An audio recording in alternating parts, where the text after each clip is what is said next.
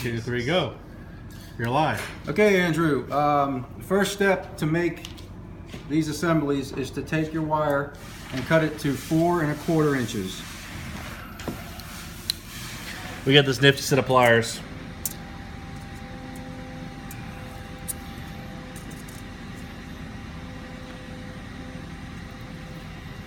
All right, so you have your 4 1/4. Make sure both ends are really clean, otherwise they're not going to go through the crimp very good. If they're not clean, just throw the piece of wire away.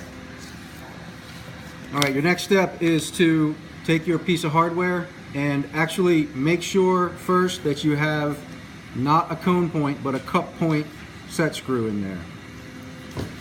We'll show you what to do if you have to insert a new set screw in a minute, but as long as you have the cup point set screw, this is your next step. Insert the wire, and you see Brian's finger is underneath. That's going to allow him to insert the wire and make sure that it's flush with the bottom of that barrel. You can't let that wire stick out because it'll hit the overhead, and you don't want the wire to come short because you might not get it with your set screw. So use your finger to flush it up, and then you can tighten up your set screw. Hey Dave, can you close the door?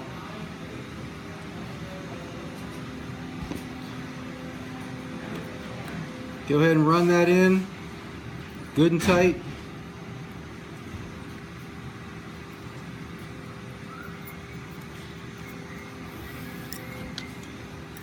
Make sure you check that the wire doesn't poke out through the bottom, nice and flush like that one is. Now you're going to make your loop. Take your crimp, slide it onto your wire. Make your loop. Bring it back through the other crimp barrel. And you're basically going to set your crimp at a small gap, no more than 1/8 of an inch away from the top of your barrel. And he'll show you that in a second. So there you go. Set your crimp just slightly above that barrel. Can you pull it up a little bit? I think you're pretty flush. There you go. There you go. Just a little gap, no more than 1/8. Okay, buddy, so when you're all said and done, if you cut the wire the right length, this thing should be exactly 1 inch. And it's really crucial that you make them all exactly that way so the overhead will hang straight. Yeah, your overall I think is 3 1/4 when you put that right to the edge. It's 3 1/2.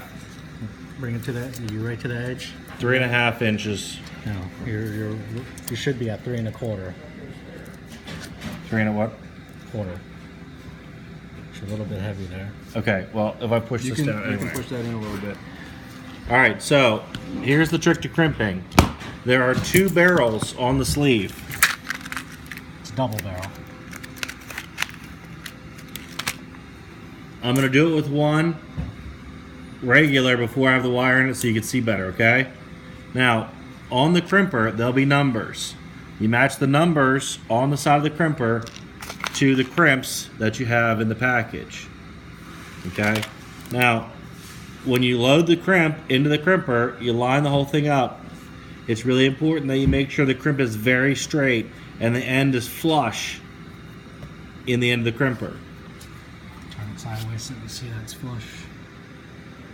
Okay. Okay, when you depress the crimp, you're just going to squeeze it.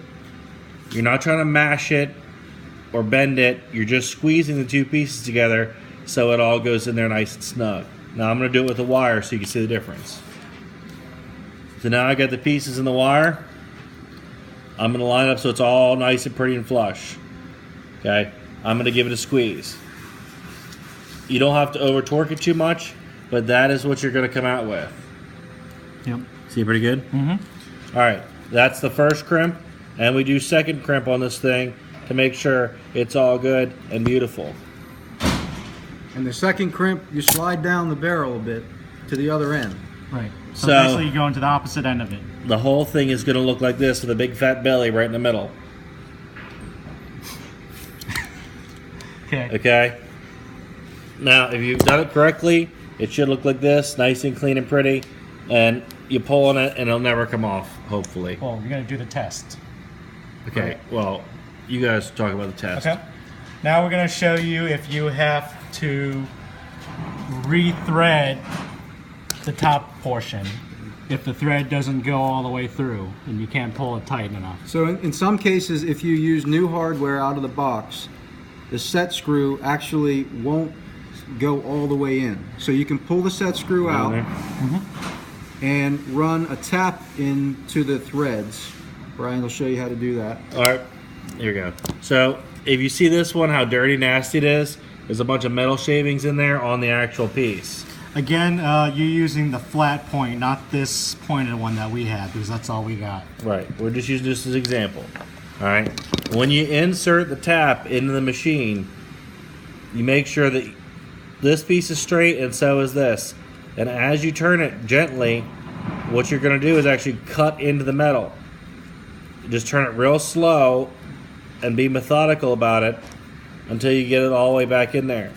And you want to go back all the way back to the end until you get it all the way through back, as deep as you can go. And that's cleaning up all the threads so you can actually get a full engagement on your set screw.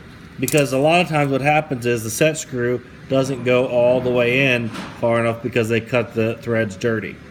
So you're just making it all clean and pretty so it really goes up in there and makes everything happy.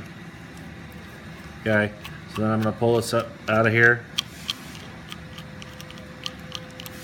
in slow motion.